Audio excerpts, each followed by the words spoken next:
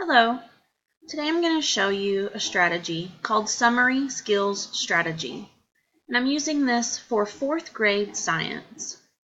My TEKS is Earth and Space.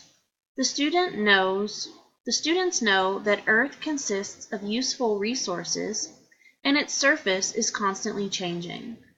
The student is expected to identify and classify Earth's renewable resources, including air, plants, water, and animals, and non-renewable resources, including coal, oil, and natural gas, and the importance of conservation.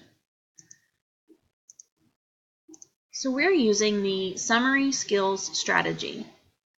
So the first thing I want my students to do is identify and organize the main idea and important information.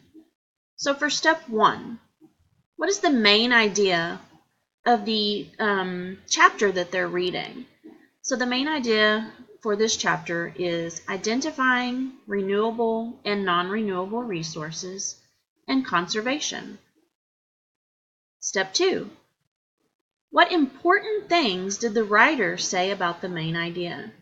So after the student has read the chapter, they're going to write down the important things that they learned in that chapter. So, non-renewable resources will run out in time if we do not conserve them. Renewable resources, such as water and wind, will not run out.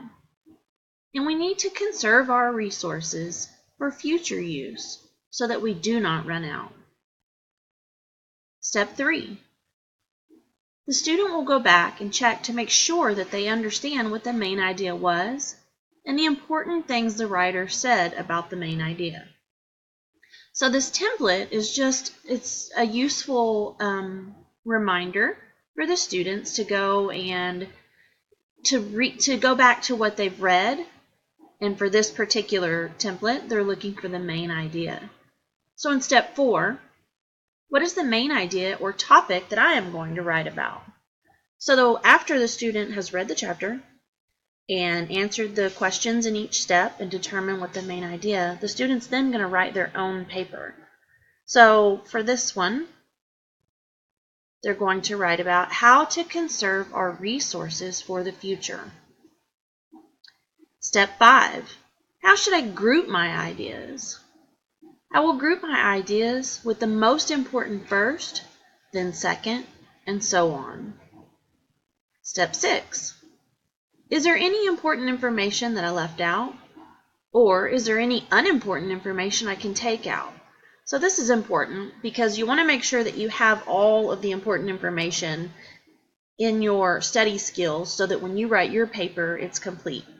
And you also don't want to add stuff that's unnecessary or doesn't follow the topic. So this is a great reminder for students to remove any additional information that they don't need for this topic. Step 7, write a summary about what you read. So now they can go back and look at their steps, and they can create their own summary. Step 8, is there anything that's not clear? Again, they can go back and look at their information. They can refer back to their chapter that they read. And then for step 9, have a classmate read your summary and tell you if there's anything that's unclear.